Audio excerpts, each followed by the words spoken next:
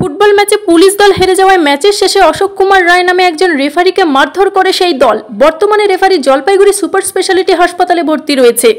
Referee association জানান police দলে ওই 5 জন খেলোয়াড়কে 3 বছরের জন্য সাসপেন্ড করা হয়ে যেতে পারে। দেখুন সেই ছবি বাংলা টিভি একাই 100 চ্যানেলের পর্দায়।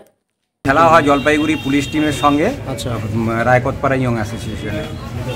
খেলা জলপাইগুড়ি টাউন ক্লাব মাঠে হয় এবং এই খেলা চলাকালীন সমস্ত কিছুই ঠিকঠাক হয়েছে।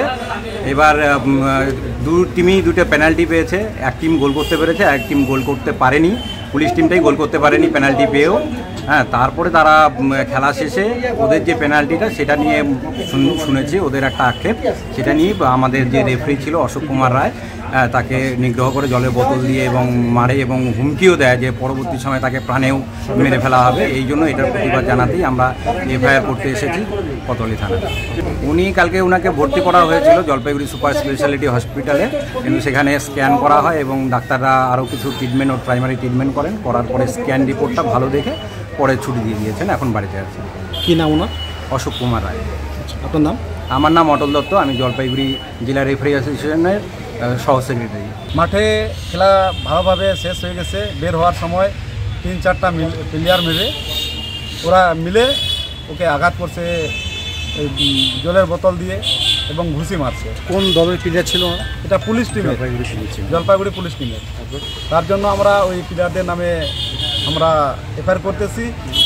আমরা হয়তো আগামীতে 3 বছর জন্য আমরা সাসপেন্ড ওদেরকে বসাবো। আমি তো জেলা প্রেসিডেন্ট রেফারি অ্যাসোসিয়েশনের। সকাল থেকে সবাই আসছে, আমাকে চাপ দিচ্ছে যে এটা যদি না হয় কোনো ব্যবস্থাটা, তাহলে তো আমরা কোনো মাঠে আমরা খেলা চালাবো না।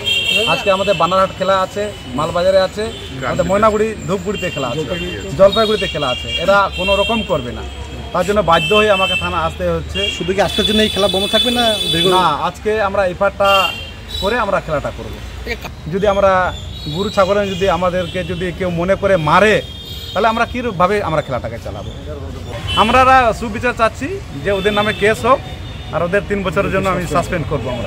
আমার নাম হচ্ছে প্রধান হেমব্রম, জেলা রেফারি অ্যাসোসিয়েশনের সভাপতি।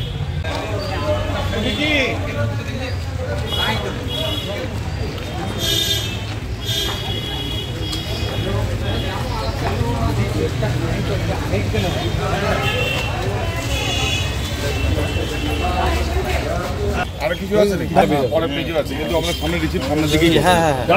দাঁড়া আর পুলিশ শুধু দিলে হবে না, পুলিশ যারা খেলা দেখবে এরকম হবে না। বিদেশে যেমন দেখিস না টিভিতে খেলা, যে উল্টা দিকে অডিয়েন্সের দিকে থাকে, খেলা দেখে না।